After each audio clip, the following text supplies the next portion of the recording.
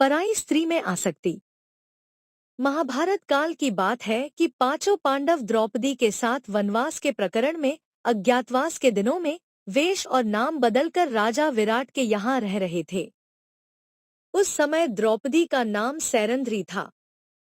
वह विराट नरेश की रानी सुदेशना की दासी बनकर किसी प्रकार समय व्यतीत कर रही थी। राजा विराट का प्रधान सेनापति कीचक रानी सुदेशना का भाई था। एक तो वह राजा का साला था और दूसरे सेना उसके अधिकार में थी।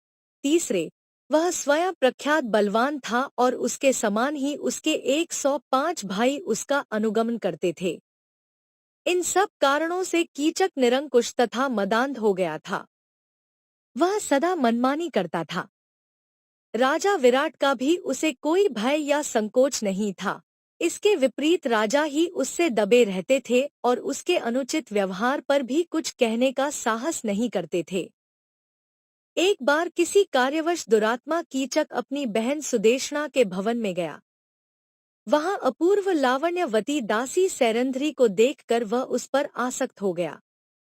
कीचक ने सैरंध्री को नाना प्रकार के प्रलोभन दिए। सैरंध्री ने उसे समझाया, मैं पतिव्रता हूँ। अपने पतियों के अतिरिक्त मैं कभी किसी पुरुष की कामना नहीं करती। तुम अपना पाप पूर्ण विचार त्याग दो। किंतु कामांध कीचक ने उसकी बातों पर ध्यान नहीं दिया। यहाँ तक कि उसने अपनी बहन सुदेशना को भी राजी कर लिया कि वे सैरंध्री को उसके भवन में भेज देंगी। रानी सुदेशना ने सैरंध्री के अस्वीकार करने पर भी अधिकार प्रकट करते हुए डांटकर उसे कीचक के भवन में जाकर अपने लिए कुछ सामग्री लाने को कह दिया।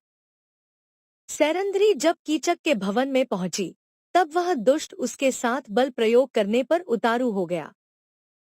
सैरंध्री उसे धक्का देकर भागी और राजसभा में पहुंची। परंतु कीचक ने वहां पहुंचकर महाराज विराट के सामने ही द्रौपदी के केश पकड़कर उसे भूमि पर पटक दिया और पैर की एक ठोकर लगा दी। राजा विराट कुछ भी बोलने का साहस नहीं कर सके। सैरंध्री को विदित हो गया कि इस दुरात्मा से राजा विराट उसकी रक्षा नहीं कर सकते। कीचक और भी धृष्ट हो गया। अंत में व्याकुल होकर रात्रि में द्रौपदी भीमसेन के पास गई और रोकर उन्होंने भीमसेन से अपनी व्यथा कथा कह सुनाई। भीमसेन ने उन्हें आश्वस्त किया। दूसरे दिन सैरंध्री ने भीमसेन के परामर्श के अनुसार कीचक से प्रसन्नतापूर्वक बातें की और रात्रि में उसे नाट्यशाला में आने के लिए कह दिया। रात्रि में वह नाट्यशाला सूनी रहती थी।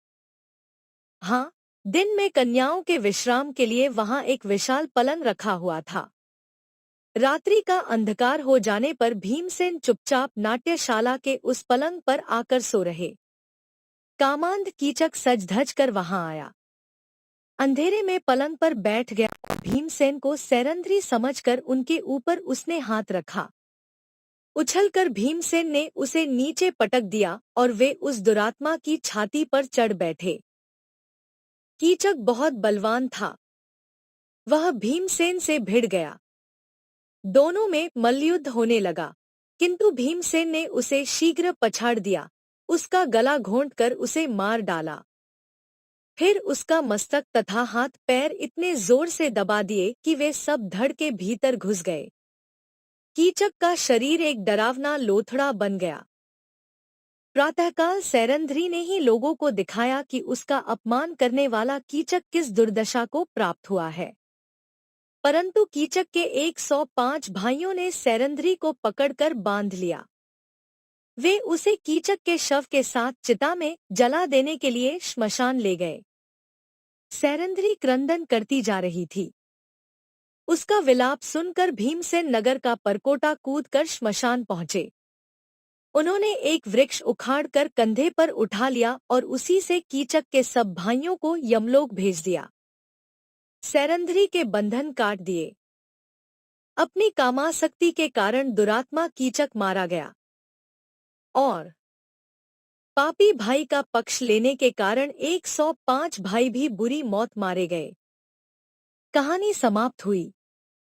कहानी आपको कैसी लगी? लाइक या अनलाइक करें। कमेंट करें, सब्सक्राइब करें, मित्रों को शेयर करें। धन्यवाद।